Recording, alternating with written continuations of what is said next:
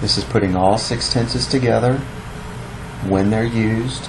If they use an auxiliary or helping verb at all, it tells you which one and what to do with the main verb. So this is useful for study purposes.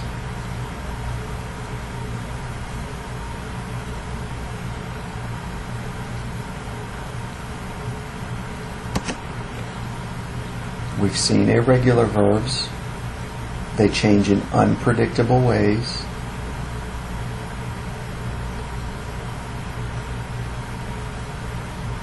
You know a verb is irregular if its past tense does not end in ed. We don't say finded, losed, meted, runned, right? So those must all be irregular verbs.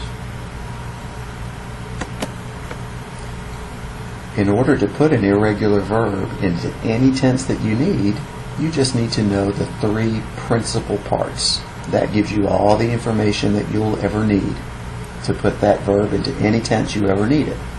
The first principal part is just the present tense. The second principal part is just the past tense. So for example, the verb to see. The first part would just be see. The second principal part would be the past form, which would be saw. The third part, well, you would need to know the past participle to put it into one of the perfect forms, right? So that would be seen.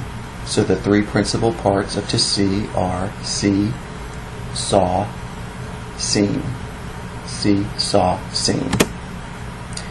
If you look up an irregular verb in most dictionaries, you'll see something like this. It'll tell you the basic verb, how to pronounce it, that it's a verb. If it's regular, it's not going to give you any more information about how to put it into a tense. But if it's irregular, it knows you might need some more information. So the second form it will tell you is the past form, and the third bit of information it will give you is the past participle that you need for one of the perfect tenses, like has written, had written, will have written. So write, wrote, written are the 3 principal parts of the verb, and the dictionary will tell you if it's irregular. Most dictionaries assume that you know how to form regular verbs, so they're not going to tell you that the past tense of walk is walked, right? But it will tell you for the irregular verbs. Some more examples of principal parts of irregular verbs.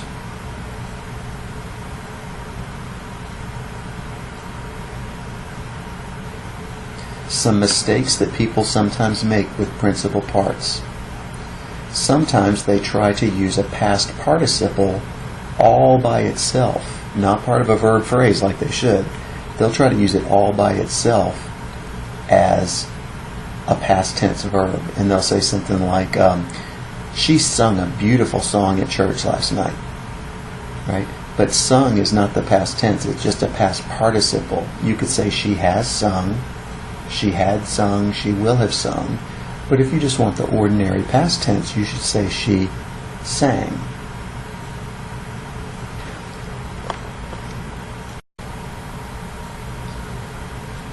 The other mistake that people sometimes make is they will use a past tense form, the second principal part, in the spot where they need a past participle.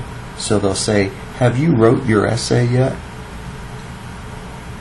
The verb is not have wrote, it would be have written. So be careful of using a past tense form as a past participle and vice versa. Those create a lot of verb form errors.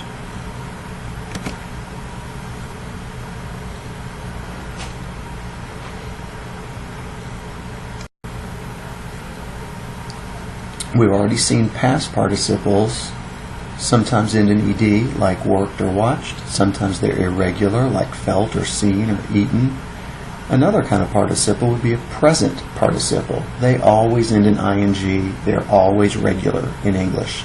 So working is a present participle. Eating is a present participle.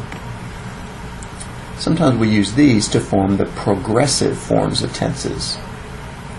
I am walking, that's still in the present tense, It just happens to be the progressive form of the present tense. So I walk would just be the ordinary present, but I am walking is the present progressive. It uses that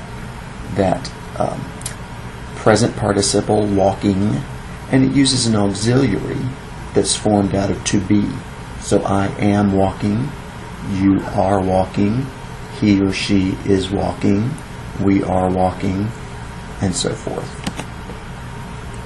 So you can run these progressive tenses through any of the 6 tenses. It's not like they're new tenses. They're still only the 6, but these are just variations of the tenses that we've already learned.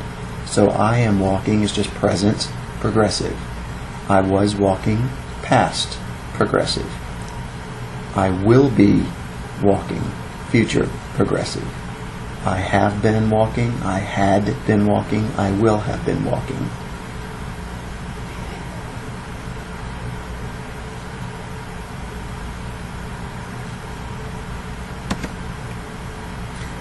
The last little loose end when it comes to forming verbs, if you have a verb phrase, but the auxiliary or the helper is not have or some form of be, then you've got a modal verb.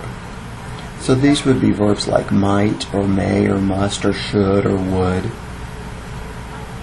And you can see some examples here. If I say she will go to the party, she might go to the party, she should go to the party, she can go to the party. The action's the same every time, go. But all of those sentences mean slightly different things, don't they? The auxiliary verb changes the form. The reason that verbs need to change forms so much is they have so much work to do. The heart of the meaning of any sentence is in its verb. And so because the verb has so much work to do, we want it to express exactly what we mean. So these modal verbs help us to do that. One thing to notice with these modal verbs, the second word of the verb phrase, like in he might go, go's not a past participle, right? We don't say he might gone. We don't say she can sung. We don't say I must worked, right? That second word is just the basic form again. So he might go. Might is a helper or an auxiliary. Go is just the basic form, not a past participle. The past participles only show up with those perfect tenses. You can run the modals through all 6 tenses. I'll just show you a few examples.